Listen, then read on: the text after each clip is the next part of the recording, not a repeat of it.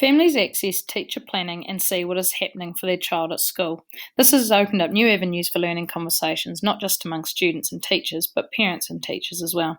The nature of this initiative is the notion of collaboration, so students are going to each other when they are in the learning pit or to celebrate a success. Being a collaborative and self regulated classroom means we are all learners and all teachers. It is shifting the control from teacher to student. The growth and confidence and the sense of relief for children that we all have something to learn as well as teach someone else has been a significant success in changing anxious learner mindsets.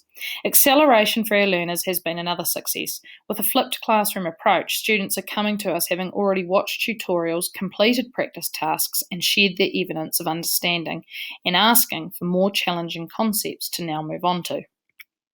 The failures.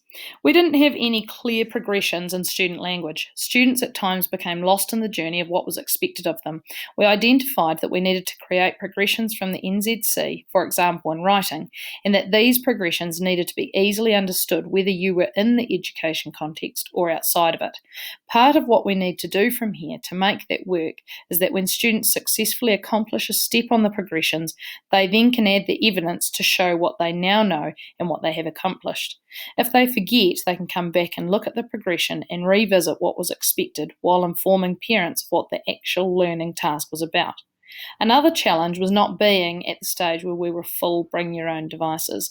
We also had a range of devices which all came with different capabilities. If we had built a stronger partnership with our parents and educated them earlier about 21st century learning and how our innovation caters for their child, this may have been different, with more parents willing to update or purchase devices if they understood and could see the benefits at the beginning. At this stage, we have not effectively provided an avenue for students who have mastered a concept to be able to share this digitally or collaboratively with classmates.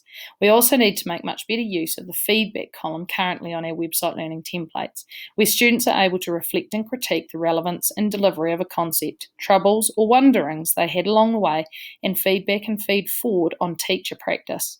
Teachers did feel the loss of control, and often it could be tempting to slip back to the more traditional model of teaching. Our learning and reflection is that by creating the progressions together with our students from here, we'll continue to give them more ownership to design their own learning tasks and programs in response to their learning needs identified by them for their next steps. It maps the journey and puts the locus of control far more in the hands of the learner. Having a whenever, wherever, whatever approach is powerful. Students love the lens of what's happening, what's coming up next, and having the ability to access and revisit learning. From here, we are going to collaboratively create a set of curriculum learning progressions with students, develop a streamlined system where students are able to track progress and add evidence of achievement, keep parents up to speed. Holding regular parent education evenings will be paramount on this journey. Investigate how to better use Google Hangouts and upskill students to record and upload tutorials for peers.